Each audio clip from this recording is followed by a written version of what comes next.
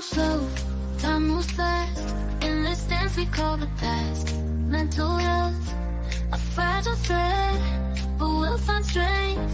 Let love spread. Life's a climb, just take a step. Rise above, find your breath. In the darkness we will find a shining light to free our mind, to free our mind. Self-growth blooms like petals bloom, shedding tears will heal the wounds and the chaos. Let's find peace, embrace the pain, let it release. Relax your mind. It's divine time. What's goody, what's goody, what's goody? It's your boy Donnelly Divine. I am up here today with Sigma Uno and Mr. Nice Guy. You ain't very nice though. And tonight's topic is, do we create or conform? Now, with that as well, I already know Sigma Uno, you're gonna have a lot to talk about on that one. Right. Like you're gonna talk more on the create rather than the conform part. But with it, hey, Mr. Nice Guy, give yourself a little introduction. How you doing, everybody? Color people time. Oh. Who's this? Let her get herself together. She's still muted a little bit. I'll pull her up once I see that she's on there. Oh man. There we go. Can you hear us? Yeah, I can hear. All right, sweet. Hello, Roxanne. How you doing? I'm good. How are you guys? Not bad at all. I'm gonna go ahead and have y'all each do a little introduction real quick. Keep it short and brief. Like if y'all want to speak y'all truth and tell y'all story, we can do that at a later date. But right now, just a quick little introduction. Who you are, what you stand for, what's your beliefs. All right. Go ahead. Someone go first. I got to get my son in order. Go ahead, go first. Okay. I'm listening. All right, copy. Sigma Uno. Well, wow. Where do you start? Some short and sweet. I am I'm very deeply into spiritual power, spiritual alignment. And self-reliancy, and knowing yourself. That's kind of the basis. Okay. Roxanne? I would say that I'm new to my spiritual journey and walk. I'm learning about myself, so would say that I'm in a space where I'm ready to learn and grow more about myself, and that's where me and Danley align with each other in our friendship. So I'm excited to be here. Hey, Mr. Nice Guy. Hello, everybody. My name is Lawrence Leon Conley, aka Mr. Nice Guy, aka Leon. I am a real quick introduction. I am a private investigator licensed by the state of Minnesota. I've been working in the private sector for quite some time now. And when it comes to my life journey, to keep things short, sweet, but simple, I am a continuous, perpetual student of this thing called life, ever growing, ever evolving, and changing to suit a better version of myself, everything that endures and that pertains to, and not limited to. Okay. That was short, sweet, but a lot. At the same time, had a lot into it. So with it, I personally know all y'all that's on the panel. I've got history with all of y'all. Like, me and Lawrence, we've had some fun doing things with pews back in the day. Hold on. Hey, man, confidentiality, man, confidentiality. The stipulations, the time and stipulation ain't up on that. Okay.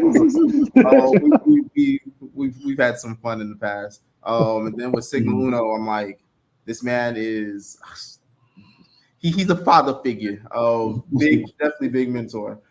He's teaching me a lot on the daily, even when he doesn't know it. I've got like those child eyes, just like even when his narcoleptic self just drops and starts sleeping randomly.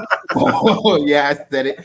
And then I'm like, yo, Roxanne woman has one of the kindest souls. And I'm like, and with the thing, that I recognize about her is that I recognize in myself. It's often people who are the nicest who have gone through the most in life. And I mean, that's I was able to relate with her, where even though she didn't like tell me anything when I first met her, when you know, because again, in order to be the way that very, very genuinely kind individuals are, is because they know what the dark side looks like. And with that, let me go ahead and roll this in. Oh, I'm Donley Divine. And with that, I did many introductions. I'm not doing another one. So we're going and rolling into the topic. Do we create or conform? Now, with it, what is your definition of conform? We'll start with Roxanne, ladies first. Oh, I want to hear everybody. This is my first panel ever. Like, I go fast.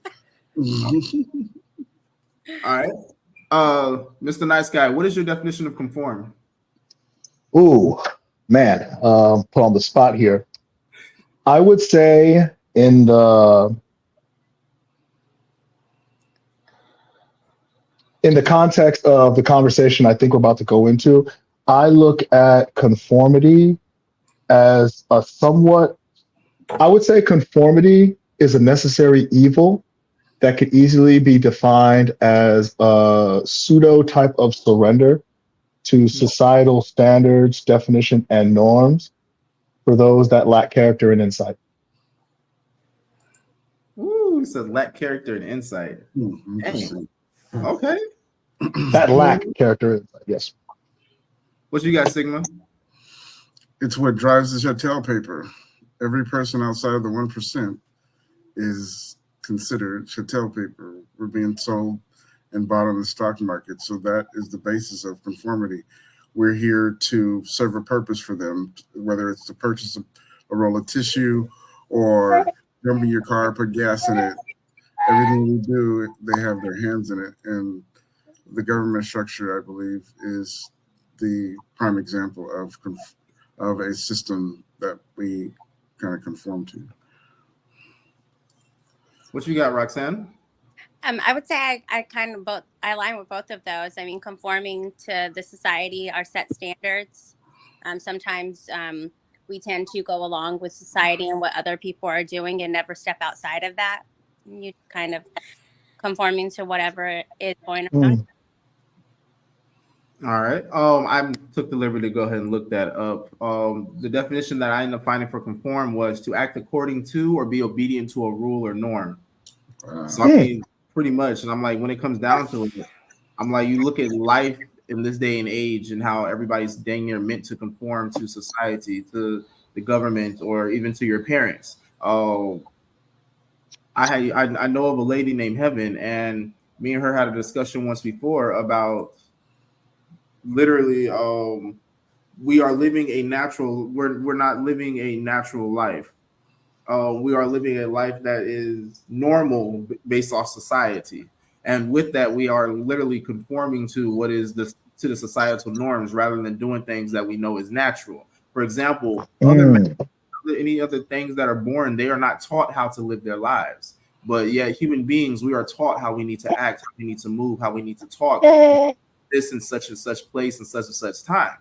I'm like, we're really getting and conforming to the things that the higher ups, the elites, whatever you want to call them, are pushing down onto us. And I mean, it's all has an agenda, but at the same time, I'm like, when do you actually sit there? And I'm not trying to say fight the system. I mean, I'm not about to be labeled a terrorist or anything. When is enough enough? And when do you actually try and take back your soul? Pretty much. I mean, that's what it comes down to. Yeah, I think I talk a lot about this because I'm sort of kind of in the process of leaning back from the chaos of all of that. The hard part is, in order to get there, you have to partake in things that they have in order to start working in that direction. The thing that comes to my mind immediately when we talk about this is you have these shows that are showing people that are moving off the grid, that are living in the woods, they're gathering their goods and everything together to make sure that they're taken care of while they're out there. They're building houses, log cabins, whatever, but they're out there. They're making a move from societal norm to a traditional way of living. Everyone, I mean, you hit the nail on the head when you said we're at this place to where everyone is, and the reason why is because years ago there were options, and when I say there were options, there's a group that I delved headfirst into understanding slavery, segregation, all the rest of this junk at one point, and when I delved into it, the majority of the people that we call our like our actors, the people that we kind of look up to, comedians, whatever. There was an opportunity for us, when I say us, I mean the African American community, to be able to either continue in an independent nature or to conform with what the United States had to offer as far as us merging or the removal of segregation on the surface. When I watched this video, man, and I'll have to forward it to you because it turned my stomach. I saw the very people that I've looked up to, Dick Gregory, and other people in this group of people that made this decision that completely patted themselves but damaged the rest of the community. And if we were talking about a tool of conformity, they were, for me at that point, watching that, I realized that they were a tool of conformity.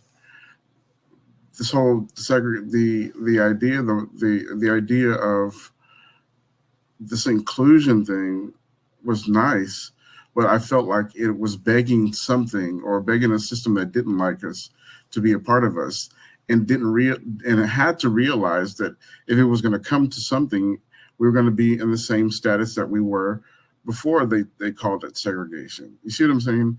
So here we are still in the belly of that same thing. And it's like on every end, what we're simulating to is keeping us from being independently minded or to work as a community or to get together and do something to support our people outside of the trust that a system will do it for us. So I believe we're in this box, and can we get out of it? Yes, we can. Is the basis of the written word slavery or the system that was developed the end all to who we are? No, it isn't at all. My proposal on backing up is being supported by each other. That's kind of the beginning. And it's hard because we're all people, right? And we've all learned a specific way, and our expectations are based on what we've learned growing up, or church, or street rules, whatever. We're all conformed to these ideologies of how we should live, and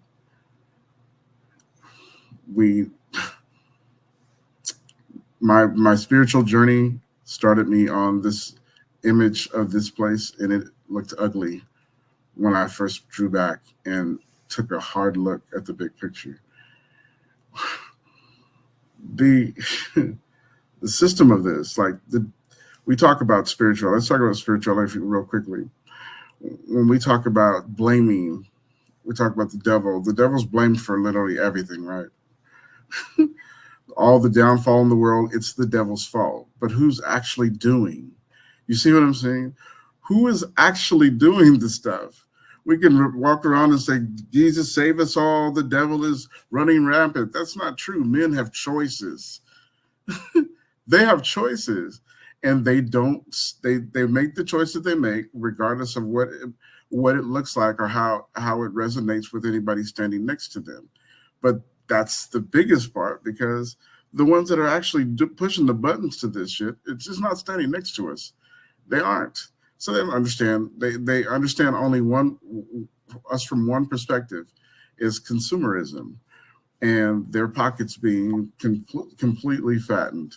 But I'm not going to rant. I'm not going to rant. But that's kind of the basis of what I feel or when I hear the word conformity, or just the idea of what the complete outlook of it is. You know, this is an ongoing conversation.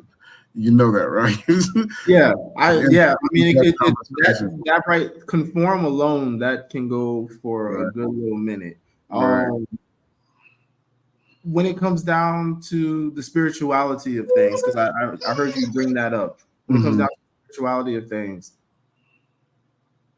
I feel like the way that they threw religion into the mix was another way that they literally took control over us as a people. And I'm not talking about just melanated individuals, because I'm like, you know what I call them, the culture vultures. So I'm like, but everybody else has some type of culture, and then you have these people who are notorious for going around and raping, pillaging, and doing all these other things to force what they want to believe, or to force their power upon other individuals. And I'm like, there's a book called Slavery by Another Name. And with that, I'm like, it's interesting because the fact that when it comes down to America in general, I look at other countries, and the way that they show the American people is always just as slaves. It's like they know what really happens, but yet in America, the Americans are unaware. How you doing, Samira? I was about to work out. She said, "Pick up heavy things, put it back down." With it, Roxanne, you still there? Okay, all right. Because I was What's trying the to topic? so you can I don't know talk. what the topic is. The topic is: do we conform, or do we create, or conform? Here, I'll put it right there for you. Do you see it? Oh yeah, I see it now. All right. So we're just talking about, what does conform mean to you? Ooh, I wanted to think about that. Okay, think about that, because right now we're about to go on to creating in life. So what does creating in life mean? I want to. Roxanne, I want you to answer this one first, because you skipped out on the last one first. But with you, I'm like, the many times that we talk, you're constantly manifesting and trying to put yourself into a higher state. You're constantly creating things. That's why I'm like, I'm gonna have you answer this one first. For me, create, I just think about creating and sending out my vibrations into the earth and this world and what I put out there. It goes, I like to lead myself in what I feel, and creating my own life, and whatever else around me will be good if my energy that I create is good and put out is good. So that's always my focus, is always just creating and manifesting type of life that I want. And if I live a good life and I make great decisions, and I bring happiness to others, then my life will be good. So how exactly do you go about, because you said putting that good energy and vibrations back to the earth, how do you go about doing that? Do you just like stand there and be like, no, I mean, I definitely meditate, but I think also just my mood, the way I treat people, the way I make people feel. If somebody's having a bad day and they're being mean to me, that doesn't mean that I have to treat them the way that they make me feel. I need to put down my level of understanding to what they're going through and try to make them feel better.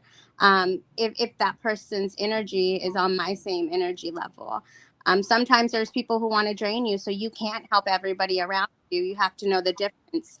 And those are those people's where those are the people who are more of those follower people, the people that we were just talking about previously, the social people who follow the world, and the TikTok people where the food's out because this is the thing that we're all going to eat today. I'm not one of those people. I'm not eating the bugs. I just feel I create it by myself, the way I treat people that come out of my the energy that I release from my body to share with them, because we control all of that.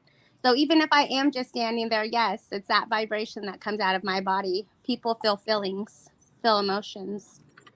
So that's how I would say I create my life through my energy. Okay. Law, Mr. Nice Guy. The question is, as it is, what does it mean to create life? Yes. What does it mean to you to create in life?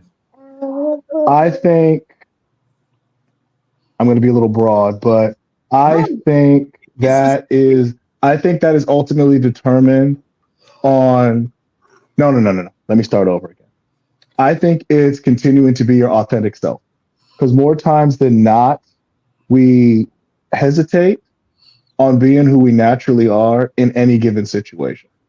I True. think that there's a certain balance to the idea of conform and creativity.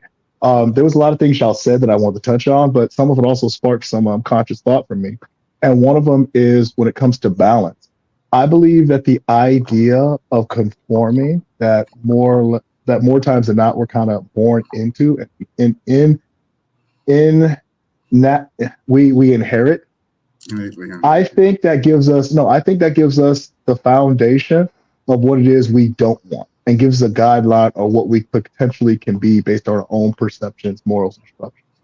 I think that in order to create life, you have to embrace the other side of the coin in order to get a real world view on how to move forward in creating the life that you want to leave and projecting it out to others. That makes sense? Hmm. Does that make sense? Okay. Yeah. So I hope that answers the question. You're muted. Oh, I'm You're muted? muted. Oh shit. No, Oh, he's muted. he's muted. Oh, yeah, you're moving your hands and I can't hear talking. you. Can't hear you. I know. Can't hear a word. What I'm saying was, thank you for letting me know. I was over here mocking like it was cool. I'm like, you answered the question because I'm like, I feel that that question to each individual person can mean something different, you know? Yes. And okay, with that, I love the fact that both you and Roxanne talked about how y'all put that energy out. Yes. I'm gonna let Sigma Uno go before I say what I'm about to say because I feel like he might end up touching on what I'm about to say. So creation for me, I agree with both of you. By the way, it's all a component of being able to create solidly. The difference for me in creating something and using something that's already there. Using something that's already there is not creating; it's using a tool that's already been created. Our power and ability, and you'll hear me say this a lot. Our power and ability puts us in a place to where when we speak or we determine something that is going to happen, we can make that happen. The problem with most when it comes to birthing a vision, I'll say this, because birthing a vision takes the entire idea of what you're going to create into consideration.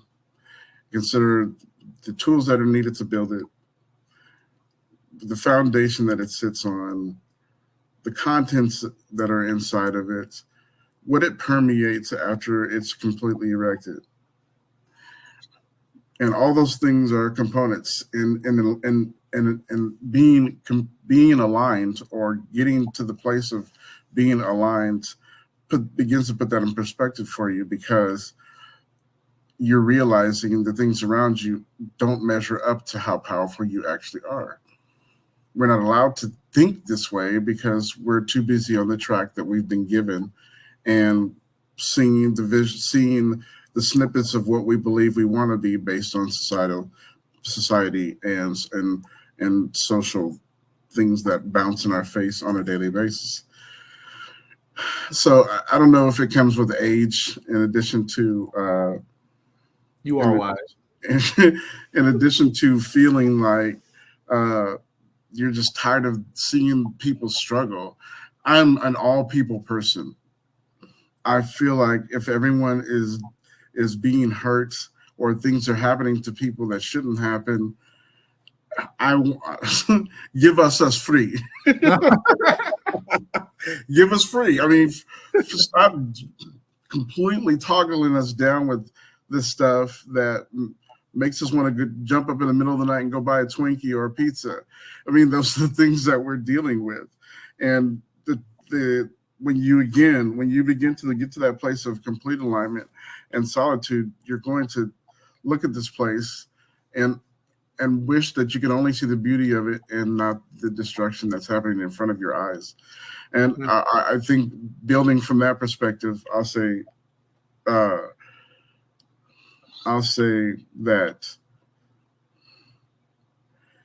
it takes willpower. You have to be so strong in your mind to keep plugging at this, because there are things that are going to come to try to knock you off your kilter. Don't shun the people that you know should be in your life, regardless of how you feel, but because of how you feel mentally about them, because that whole mental thing is locked up within all the rest of the stuff that's shown to us on a daily basis. So we have to completely wade through that. And at the end of the day, brick by brick, you start building this creation that's actually yours. And regardless of what people around you are saying or doing, it won't matter, because this is what you built, and you built it from who you actually are, not from what you're looking at or the things that are around you. It's hard. When I tell you it's hard, it's very hard. But the more connected I got spiritually, the more I realized the power in myself, the more sick I got about what I was looking at. Because think about this, the complete thing in regards to blasphemy is talking negative to each other. Words have power. No, think about this. If you're Christian based, the Bible says this: what you've done to me, what you've done to the least of these, you've done to me, right? Mm-hmm. So when he talks about don't blaspheme, that means don't cuss the person standing in front of you, because he's me. Does that make sense? So if he's me and I'm cussing you and I'm cursing you, you're basically cursing yourself. And that's what we're not getting. It's comical to some, and it's stuff that we watch, but it completely destroys our ability to reconnect with each other. You see what I'm saying? Because we're too busy putting these stereotypes to play in our head about who you are before I actually get to know you. And before you know it, you're hating for someone for no reason at all, period. It's counterproductive. You see what I'm saying? So in the midst of all of this, if you can find your way to building a life that you want, and it feels good. And I'm speaking from the rug being snatched from under me. I went corporate. I worked corporate for a long time.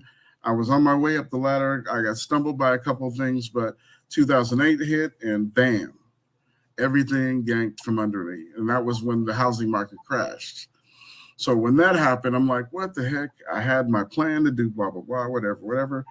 It never worked. It never meshed with me. It never mixed with me. I was always at war with someone that had a preconceived notions about who I was in their head before they asked me a question.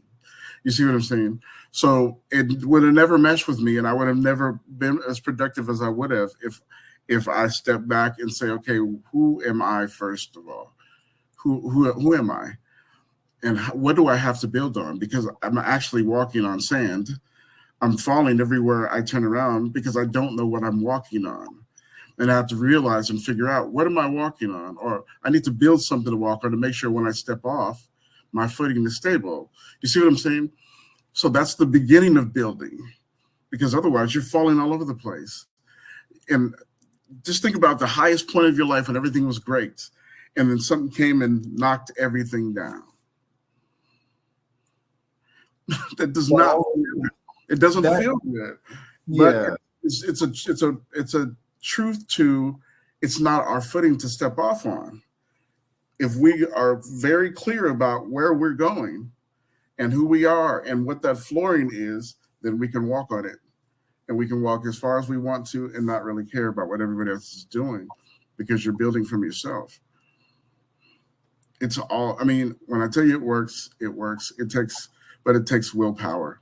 It takes willpower, and it takes a lot of pushing back against everything that they're pushing in our face. And when you get strong enough in a place that you're not completely tortured by societal norms, because it causes depression as well. The basis of all of this is a breakdown of you, so you don't build for yourself. And that's what this So is. are you? So you're saying that creating in life should be for everyone, not just yourself?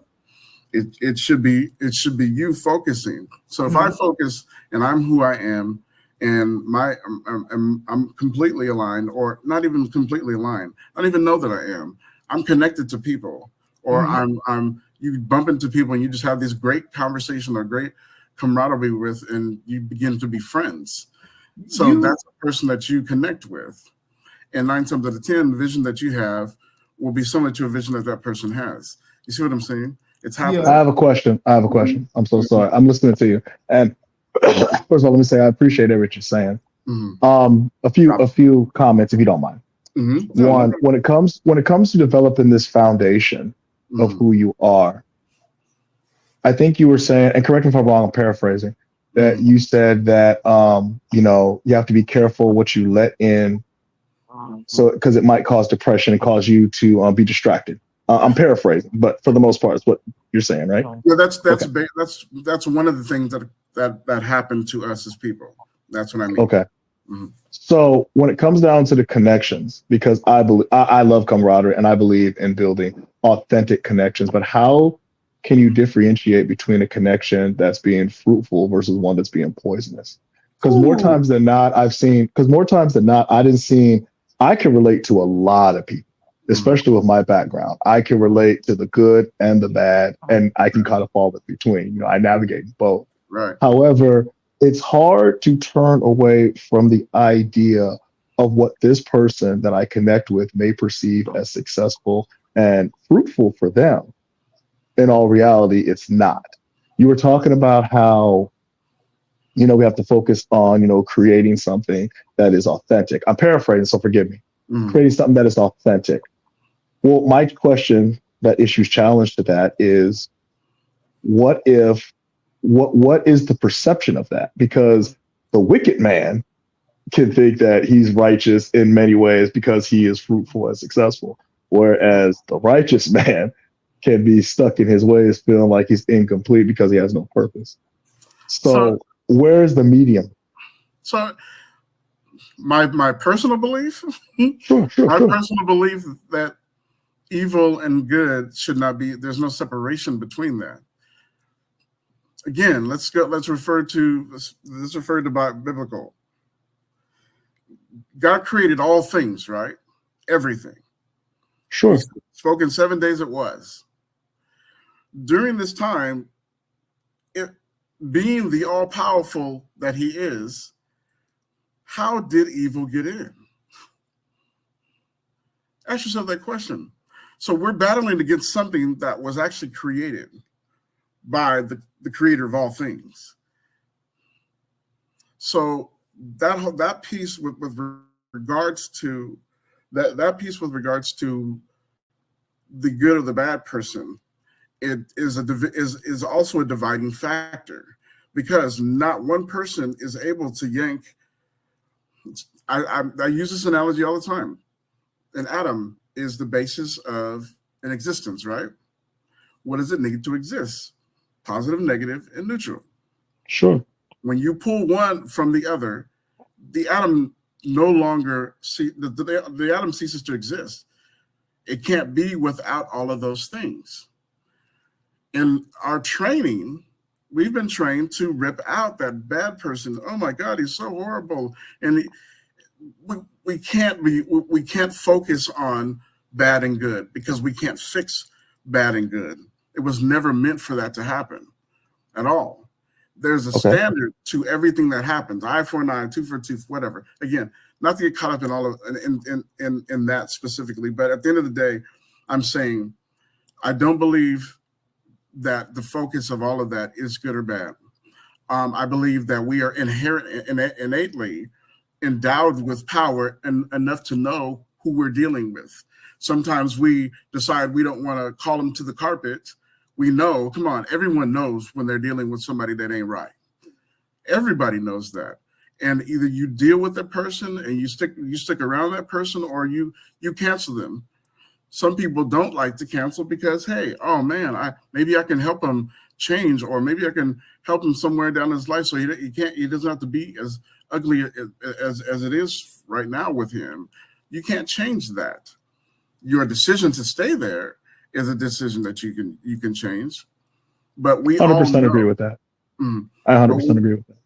but we all know, and us drifting to each other, and us seeing each other on the basis of what we're trained to society to look at societally is a problem, because we don't know if that person is going to change the complete dynamic of our life, and we're canceling him out or her out because we're looking at what the stereotypes say about these people. You see what I'm saying? Hold on for a second before we get into I think, and this is just my perception of it, and forgive No, me. you're good.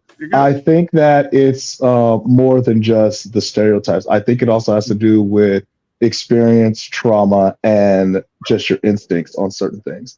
Right. Just to give you a little understanding of where I fall in the understanding of right and wrong, good and evil. And this is going to be very controversial. I believe that right and wrong, evil, good and bad, and all those things are concepts based on the limited to, but not limited to, the perception of the characters that choose to engage in either or. Exactly. I didn't met a lot of bad guys that do righteous things, and I met a lot of righteous, courageous cowards. So I just seen it both ways. And I guess I never want to get lost. I don't think, I agree with you. I don't think we should be focusing on the initial cover of what a person is when we see them. However, based on our instincts, our experiences, and a bit of stereotypes, what we're told, it's hard not to do that. And I think that's based on our own ability to survive. Certain things just trigger us, certain things that we recognize as, oh, I see these characteristics of this person, I want to be standoffish. With that being said, I think we need to break away from that programming and accept people. Oh, I'm so sorry. I'm so sorry. I thought I was on mute. Sorry. I said fight or flight. Oh, no.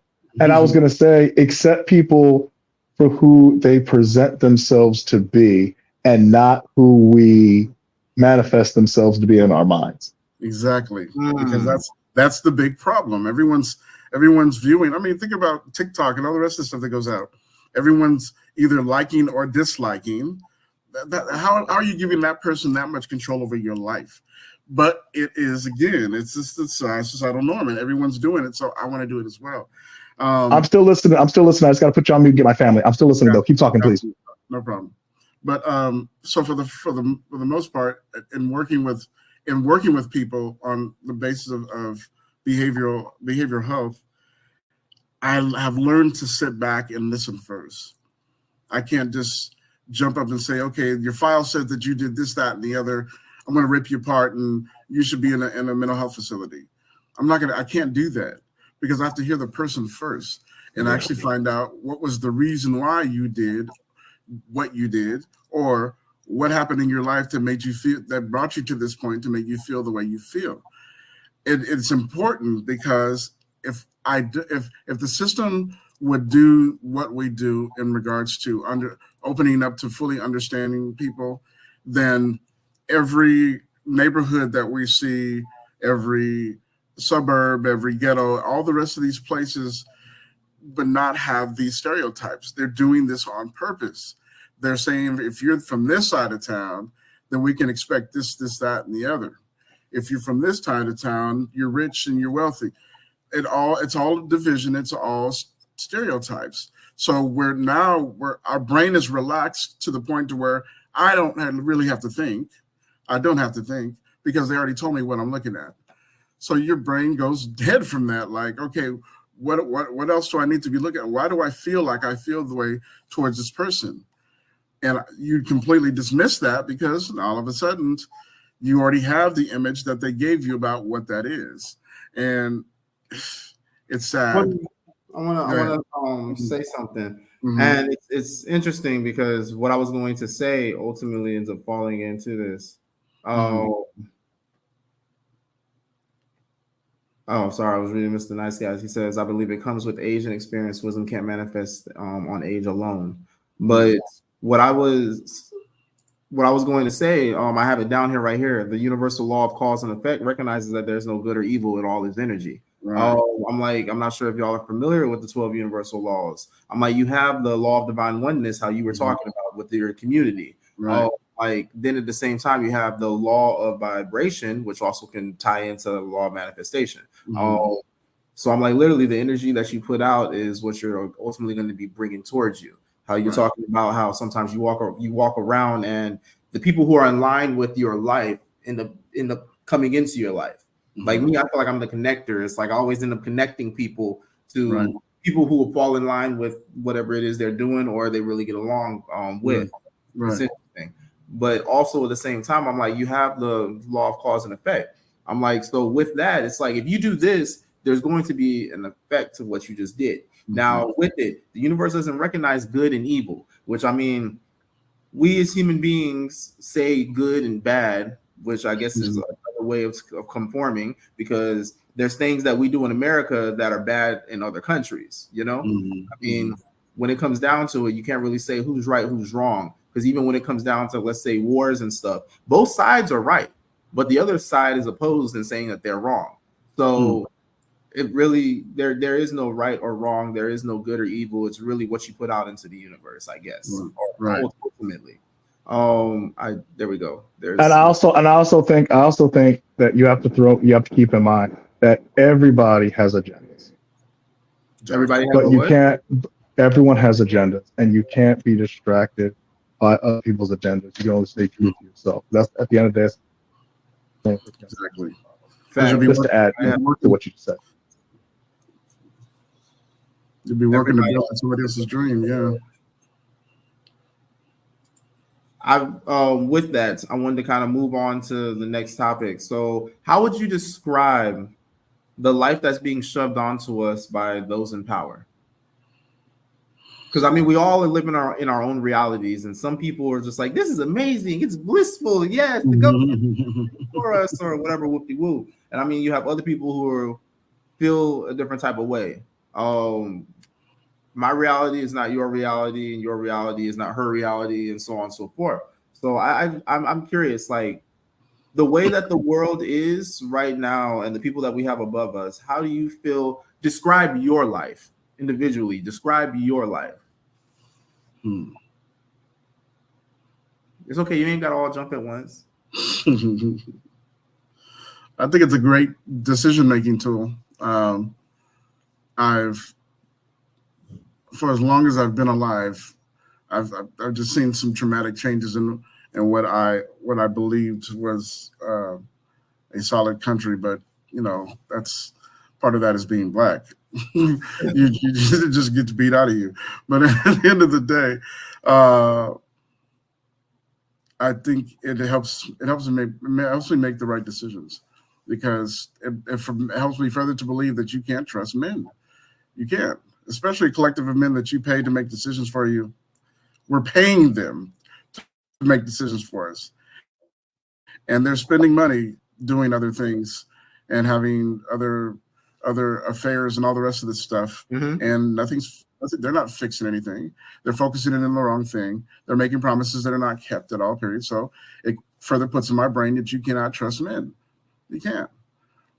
I strongly disagree with that. I don't think it's about just not trusting men. I think it's not being able to trust people that have agendas and morality that conflict with your own. And when I say men, I appreciate what you said.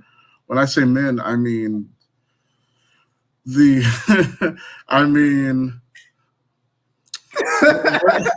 is a separation. There is a separation. If you claim to be a child of God, then you are a child of the Most High, and you are celestial. There are people that don't make the claim, you understand, or cannot make the claim, or makes the claim but can't solidify the relationship, if you understand what I'm saying. So the icing on the cake for me is the Most High is my dad. He's my pops.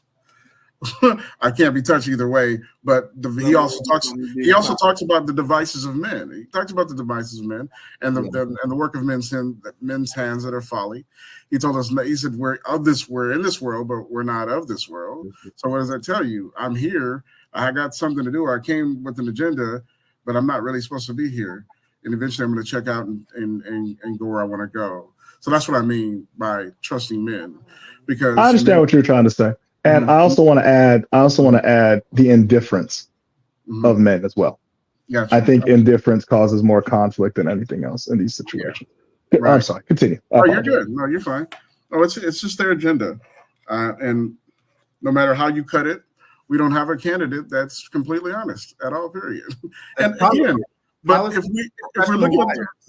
we're looking at the real picture, none of what they're saying they can actually do without the decision of how many other people. So why are you putting this person in front of me saying he can make some changes? And he can't. He can build an administration, ask questions. Well, when it comes to politics, that's just the sales pitch. I mean, exactly. I can't, that's just the sales. Exactly. Y'all all know there's two things that they always say don't have a discussion on: religion and politics. I swear to God, in this podcast, he's doing both. He's doing both. So I don't know. I'm just listening, We talk about those two a lot, so we're gonna be hurting feelings. But you asked me from my perspective, and this is the world from my perspective. This is what it makes me feel like. This is how I feel. I don't like to be played with. And I don't think anybody likes to be joshed around with, right? If we're gonna talk and we're gonna do some business, let's do what the hell we came to do, and don't BS me. You see what I'm saying? Yeah. That's all I'm saying. I've heard a bunch of it through one ear and out the other. Go ahead. I was going to say, so before I answer the question, I want to give the young lady a chance to respond. She's been very quiet. Come on, Roxanne. Yeah, I'm letting y'all talk. So I feel like I'm this with the question. How to describe the life that is being shown? Okay. So I feel like this. Having children because I have teenagers, young men. I have five young boys that I'm raising. The life. I try to keep them out of the social media aspect and kind of the following of what the world that's going on around us and kind of focus within what's going on within our household and what we can control, because you can only kind of control yourself because there's so much going on, so much chaos from the media, so much chaos on TikTok. Everything that they see, all they see is negative. And so then that makes you want to have a negative life. Like, oh, life is so bad, it's so awful. And you stop focusing on yourself and the actual life that you're living in front of you. So for me, I try to have my kids more focused on what's going on within our household and the life that we're creating and the life that we're putting out there. Because when they leave me in my nest that I've created for them, this safe haven that they can always come back to, I want them to know that they create their own life and that the power and the media and the politics and all of that, that's going to happen no matter what. You control you. Because like you said earlier, is like somebody can be in power. I know we don't talk politics and there's a lot of what I was saying, I was like, that's the two topics they say not to talk about, but we covered that a lot in the podcast. So this podcast, we're gonna be stirring shit, we're gonna be upsetting people. They don't give a flying fuck. Okay. Right? So yeah, speak your truth. So where like all that political stuff, we can say that our voices make a change and that if we all rise up together that there's going to be a change. But we know that the life that we've lived in the last 4 or 5 years, we have seen no change, no matter who is in office. So I think that controlling your environment and controlling your choices, controlling your moods, that goes back to the previous conversation of conforming and creating. I'm creating a great life for myself. There's people who are above me, and I'm not going to conform to what the politics want or what other people want or what TikTok wants. I guess that's it. That's what I see. Like, I'm just not going to go and follow what everybody else is doing or what the power tells me that be what I should do. Right. Ooh. Let me see if I can do something. just because she ended with that, I'm like, you know what? Mhm. Watch out now. Let's hear Their what. life, like that of the more typical conformist, is still shaped by an external source, that being the crowd. True nonconformity, in contrast, is displayed to the degree that one's life path and thus character are shaped by behaviors, beliefs, and values which are chosen for personal or authentic reasons. In many Walter. cases, this will entail the adoption of things considered socially acceptable, but the nonconformist adopts them because they understand their utility, while the conformist adopts them merely out of the desire to be accepted. So with that, I was like, you know what? Let me go ahead and throw this in real quick, just because the fact that we was talking about it briefly, Mhm. and I need to remember how to. There we go. So with that, I'm like the nonconformity, like how you just ended with Roxanne. I'm like, when I served in the military. This is the best example I have. I served in the military. Everything was do as you're told and don't ask questions. Now, when it came down to it, I started realizing I was like, there's a bunch of zombies here. A lot of people are doing the same shit, but nobody has an explanation of why they're even doing these things. It's just this is how it's always been. This is how it's going to continue to be. But yet at the same Drone time, mentality. if you try and give another way to do something, now all of a sudden you're wrong. And we always had this saying, good initiative, bad judgment, which was something that always aggravated the hell out of me. I was like, how's it a good initiative and bad judgment? For me, it's like officers loved me, staff and COs hated me. Because officers were like, you're always thinking, you're always trying to figure out another way to do it. Staff and COs are like, why are you constantly trying to find other ways to do things? It's always been like this. This is how it's going to keep going. But there will be the same people who always say the Marine Corps is changing. You should change with it. It's like kind of walking contradiction there. Like during the end of my time in the military, I went from being a meritorious Marine to being looked at as a shitbag, just because I always was speaking up about shit that I was seeing, and that I was like, "Yo, that's not right. This should not be happening." And ultimately, I think where I messed up is I ended up turning the Marine Corps into. I became the Marine Corps, and I lost who I was as an individual. And that ultimately set me down a path to where I had to relearn who I am. And I mean, I'm not gonna lie, there was a day on my birthday where I ended up taking shrooms, and I ended up having another voice in my head ask me, "Who are you?" And I was like, "Oh, I'm such and such." And it was like, "No, who are you?" When you take titles away, when you take whatever the other people say about you and all that stuff, who are you? And I really had to stop and think. And I was like, dang. And ever since then, that's when I've been trying to get back to my quote unquote true self. For example, when I say true self, you look at children, they do what they love doing, regardless of who's looking, because they're doing it for them. I'm like, us as adults, we do a lot of things for other people. And what I mean by that, it's not always just like, oh, someone asks you. We are constantly either pleasing other people or doing what we're told by those who are above us. And so there's not a lot of time for us to do what we enjoy doing. Like, for example, this woman here, she's out there in the gym right now. She is working it. She is doing what she loves. Yeah, I'm talking about you.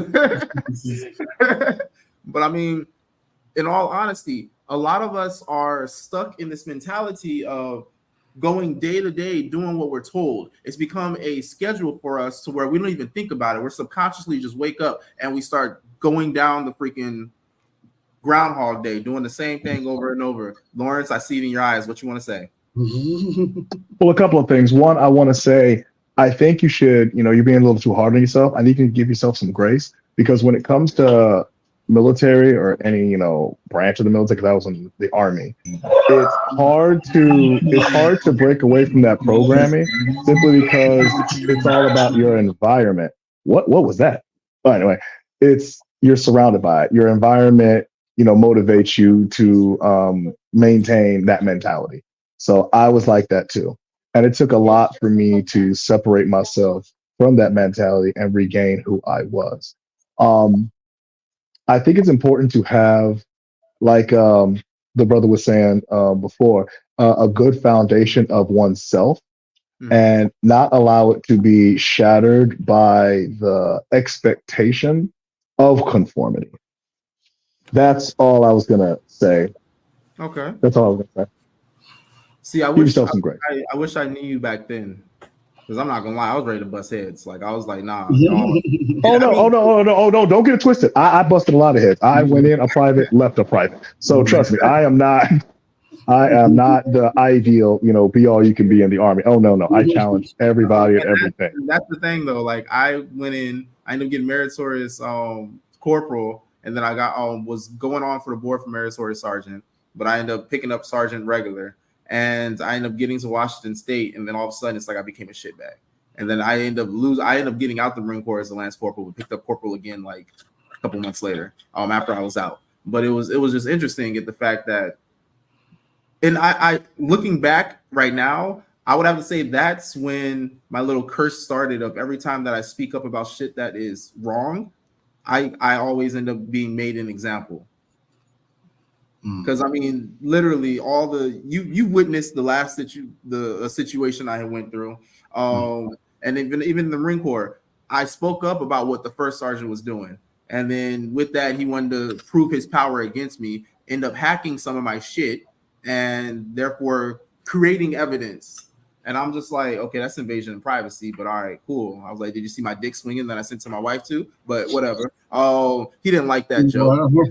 So it was when I got out the Marine Corps, like nobody defended me while everything was going on. But when I got out the Marine Corps, everybody was like, that was fucked up what happened. And then the CO who actually ended up imposing this onto me, he actually wrote me a letter of recommendation, which I was like, okay, so how are you going to try and make an example out of me while I was in? But then as I'm getting out, you give me a letter of recommendation. Because he was just crossing T's and dotting the I's.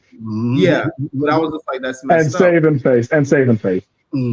I was like, that's messed up. But then at the same time, I'm like, you tried to kick me out the Marine Corps for going to a rave that at the last minute you said we couldn't go to, even though I already spent like $300 at port.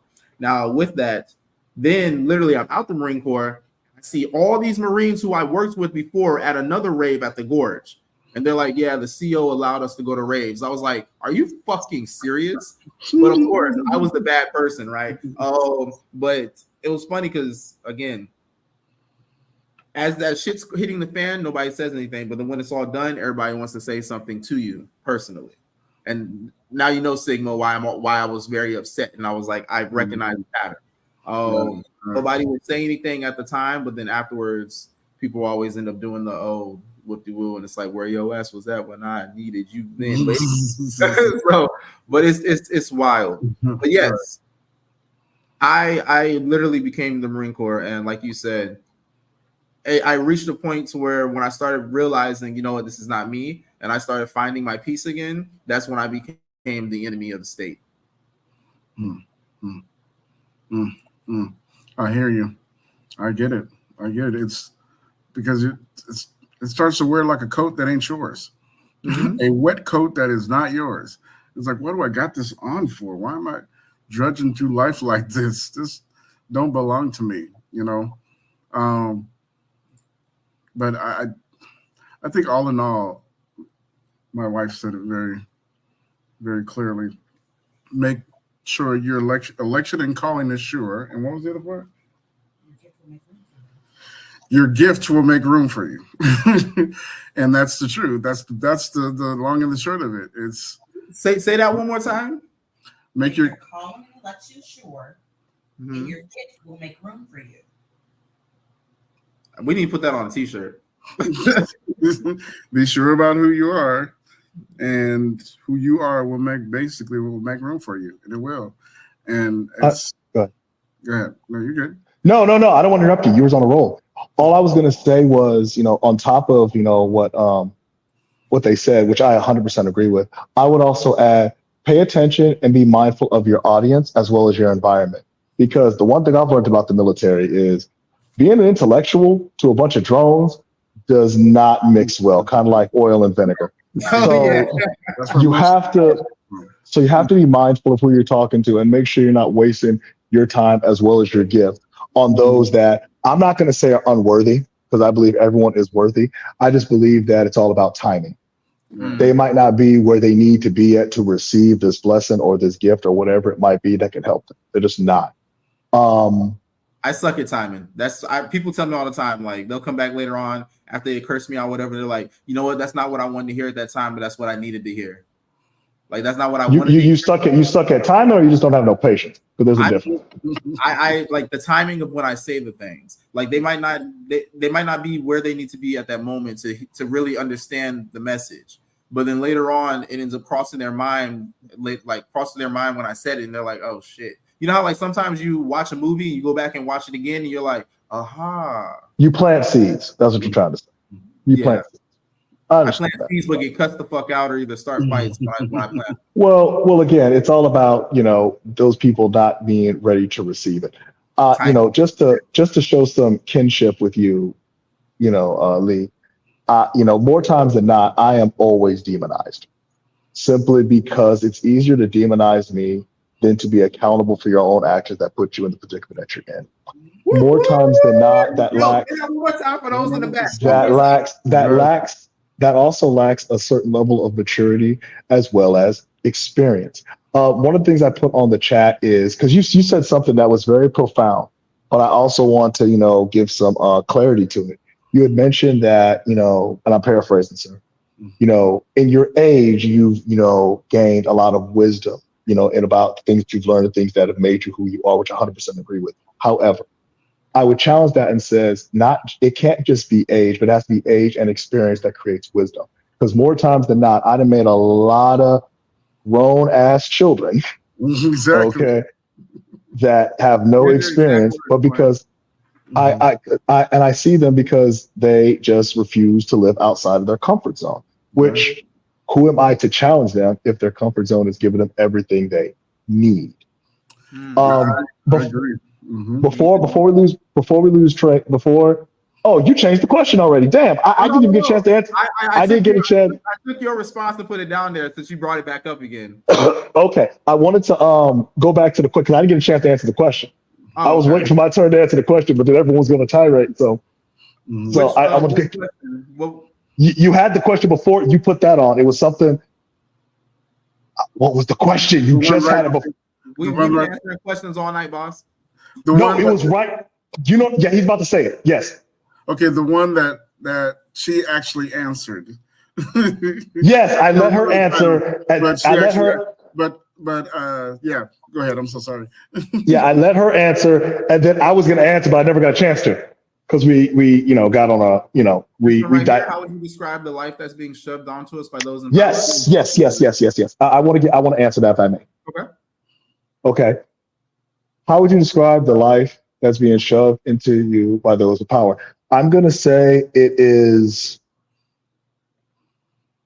the one word that comes to my mind. It's hardship.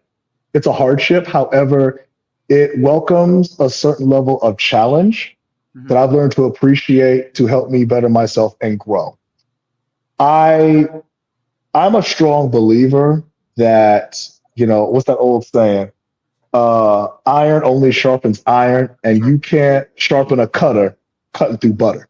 No. I believe that these things that are put onto us are the things that are. What's up? I love y'all old sayings. Well, that one's older than me. I think one of my great grandfathers said that shit. But I appreciate challenge that makes me stronger. That's beneficial towards me. What I can't jive with is ignorance and thoughtlessness just for the sake of ignorance and thoughtlessness. And more times than not, a lot of people in my environment or that I indirectly surround myself with lack a lot of guidance as well as vision. So to answer your question in a nutshell, how would you describe the life? I would say it issues challenge to those who welcome it, and it segregates those that thrive for comfort in their conformity. Now let's make it a little more personable. How would you describe your life that's being shoved onto you by those in power?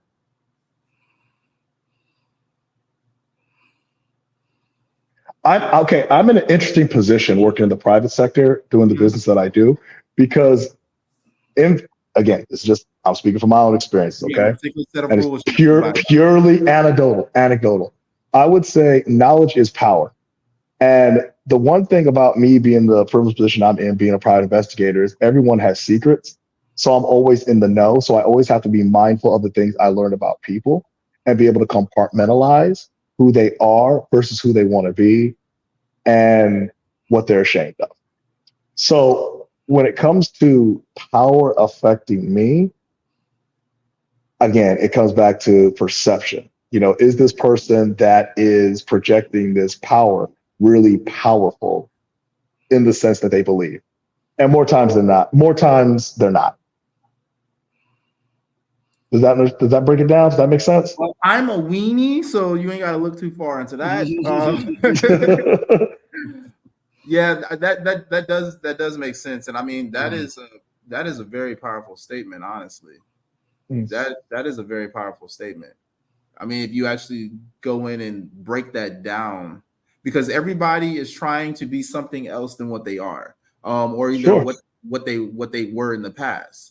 And I mean, there's a saying that says every day you should be striving to be at least 1% better than you were the day before, and which means that over time you're constantly going to be someone completely different than you were years ago. You're giving people too many credit. You're giving people too much credit. I would say in a nutshell, more people. No. You're still giving them more credit. I think people are faking it until they make it. That's it. They're just faking it. That's but it doesn't. Yeah, that's the thing. They're faking it. At the same time, everybody has two wolves inside of them. Okay. So it's like that is true. No matter how good you try to be, there is a possibility that you can snap and reverse, you know? But is that a matter of perception or a matter of fact? Because if you were to snap, like using the example you said about the military, if you were to snap on those that were working against you in the military, some people would say it was righteous. Some people would say it was unconstitutional. So it's all about perception. How we were talking about before with the universal laws, and there is no good or evil.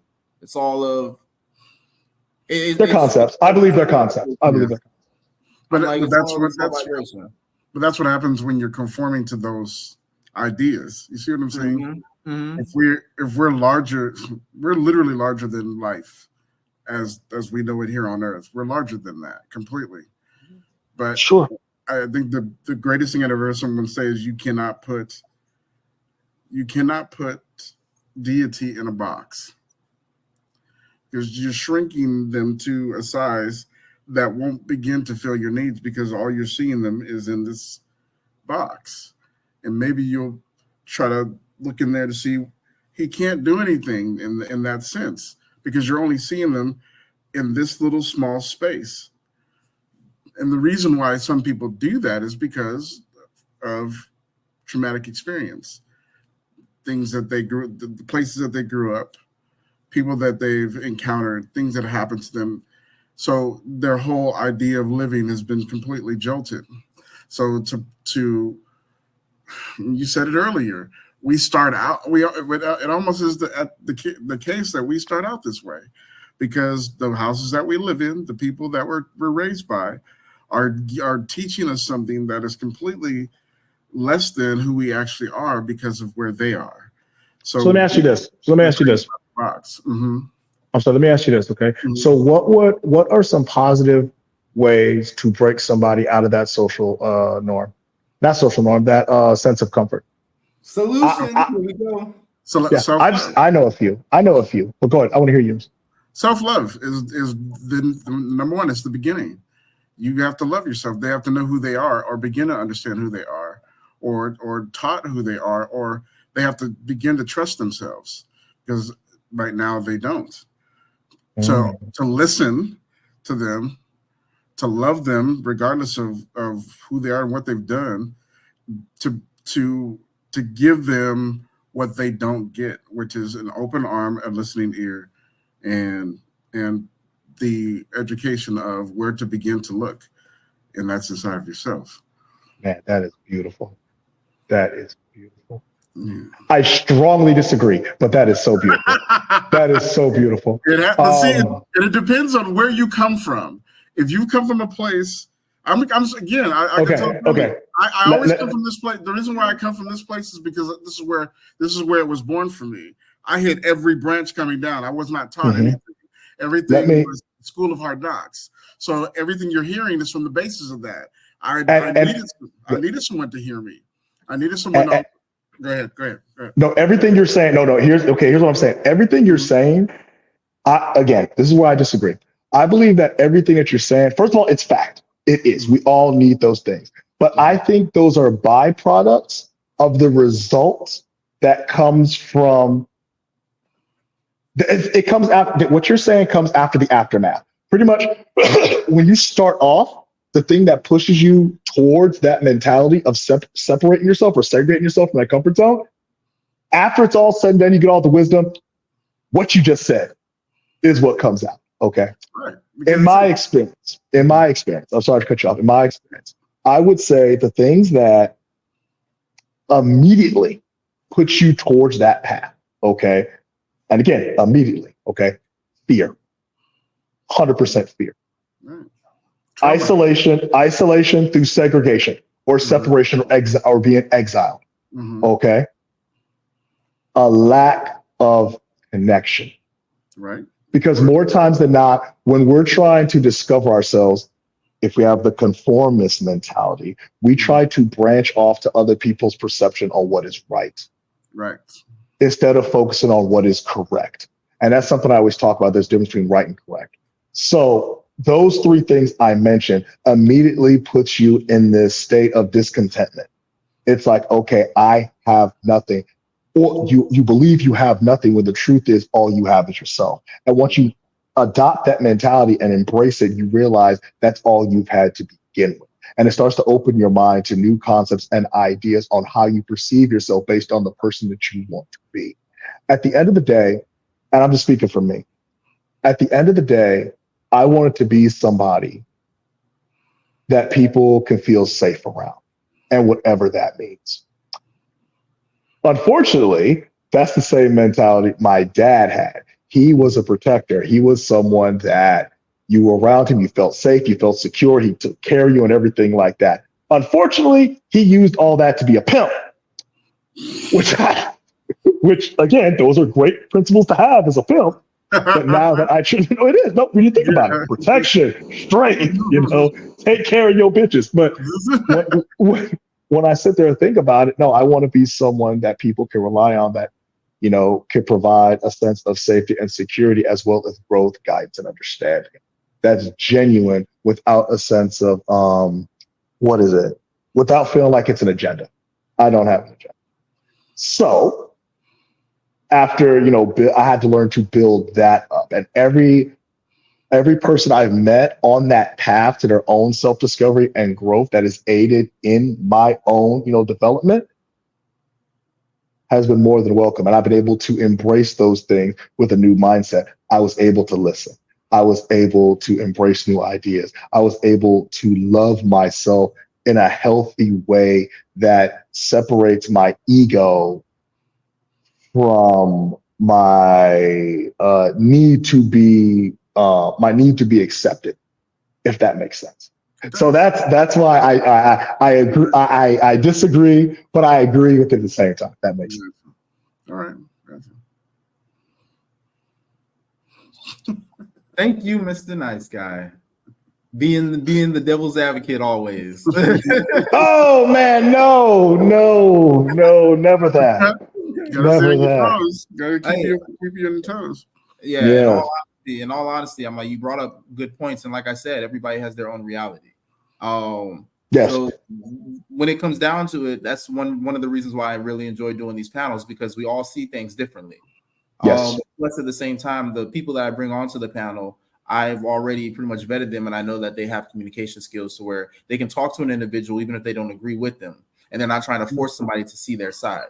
Absolutely. I don't believe in that. I really appreciate you for that, because there's listening and then there's enforcing your will. I don't like that. I love your effective communication. I thank you for that. So thank you. And I mean, you came in respectfully with the disrespectfully Nah. No. Honestly, it sounded beautiful. You said that is beautiful. I completely disagree. It did sound beautiful, though. I was like, man, that is very beautiful, man. If I was a 13-year-old boy, I would receive that in a way that would guide me towards the light. Right.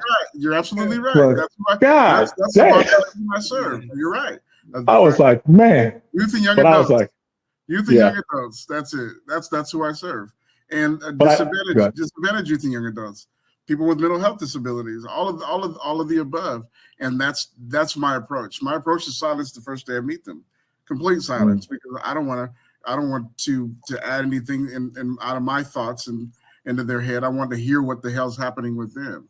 So allow them to be their own individual. Exactly, and that's the beginning of that. So yeah, it's 13-year-olds. Oh no, we're just looking at it. I'm so sorry. No, you're good. Go ahead.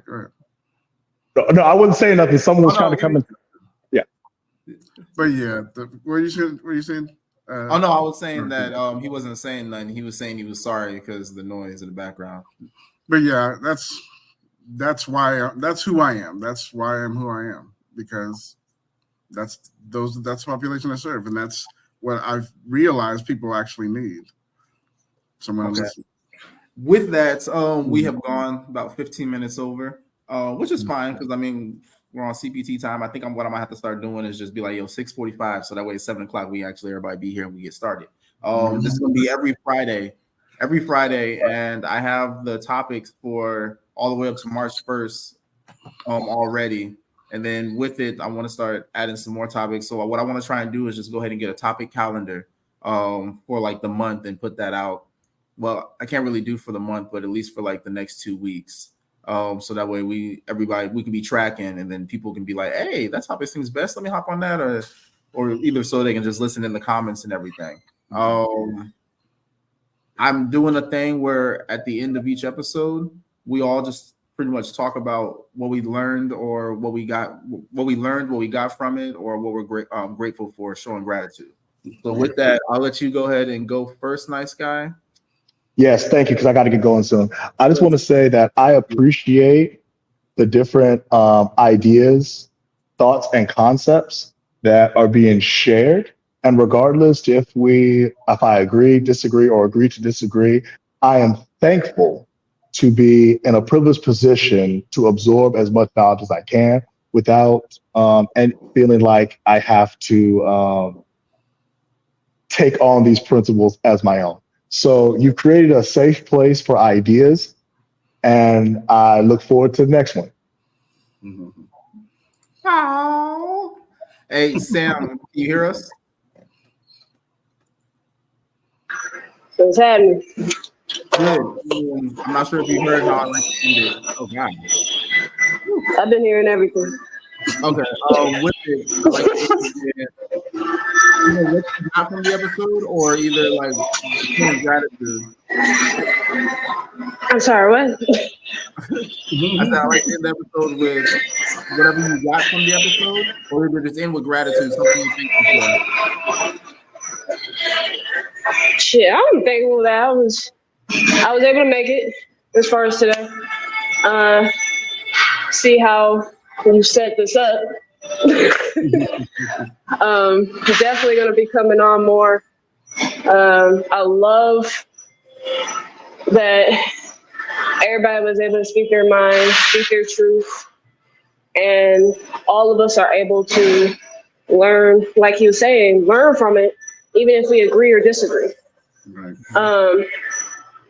And I love the fact that everybody's showing respect, because this day and age, there's never no damn respect. You know what I'm saying? And that's everywhere you go, anything you be on, social media, not social media. So I'm just grateful that I was able to make it today, hear all you guys, meet some new people. And of course, see my best friend. I see you doing good, Brett. Hey, only get better. Facts. So I'm just grateful, man. Like, I have been feeling a little down lately, so this live has helped me to keep the motivation going, keep getting what I want to get out of life, and just letting me know that it's okay. It's okay to be different. It's okay to be yourself.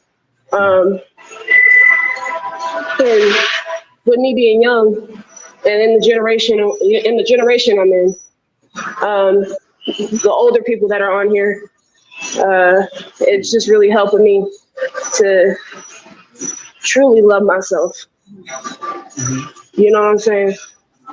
Because the stuff that's on social media now and the ideal woman that they put out has brought so many of us down as Black women, African women, you know, any ethnicity. Like we're going from the mental down to the shape of us and everything. Right. And the suicide rates are so high. Exactly. Just because of what people put out there nowadays. So I really appreciate you guys and this live. And just all around grateful, really. Yeah, you about to try and make us water our eyes and stuff. Hey, come back. Somebody was trying to say hi to you. Oh.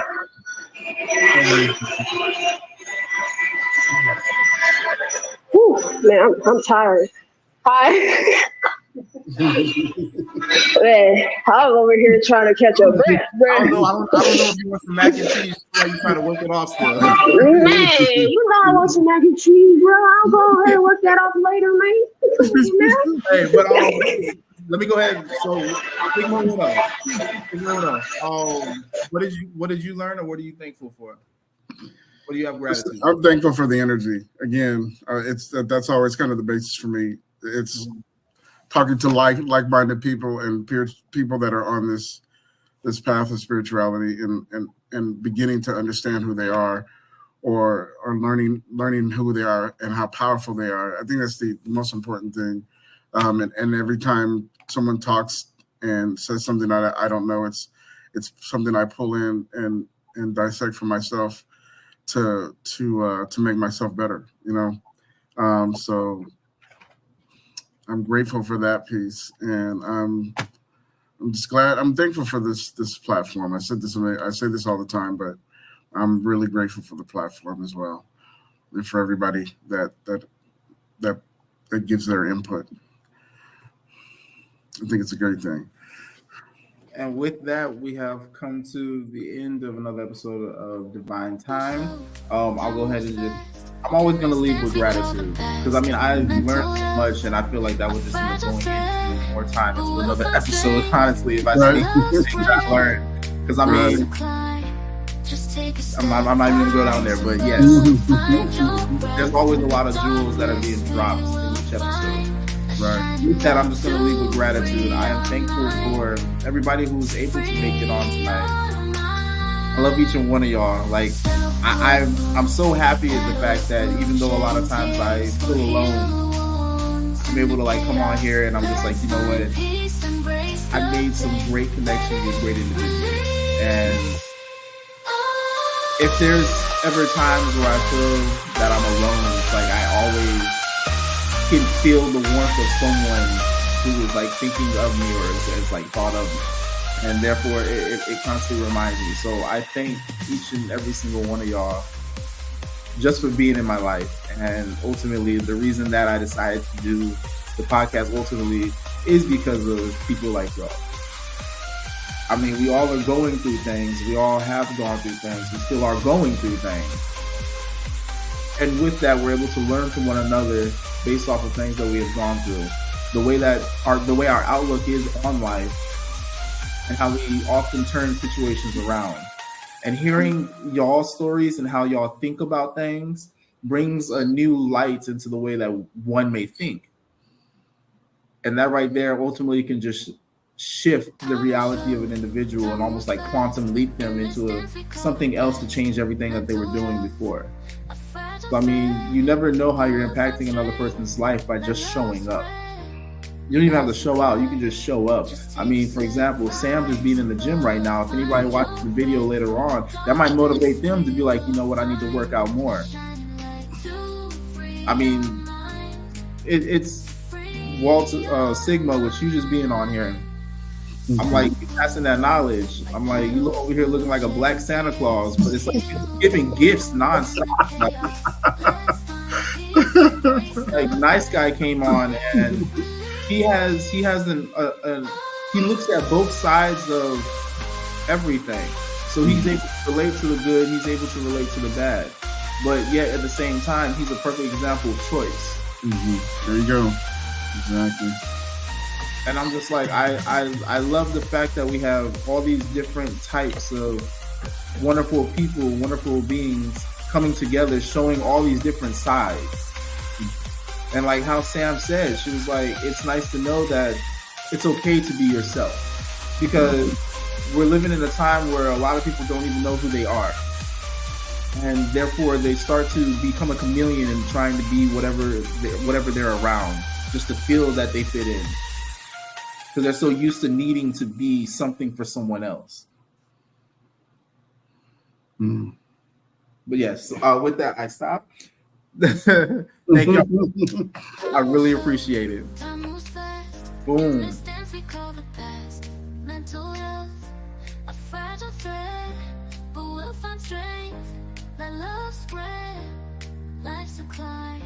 Just take a step, rise above, find your breath in the darkness. We will find a shining light to free our mind, to free our mind.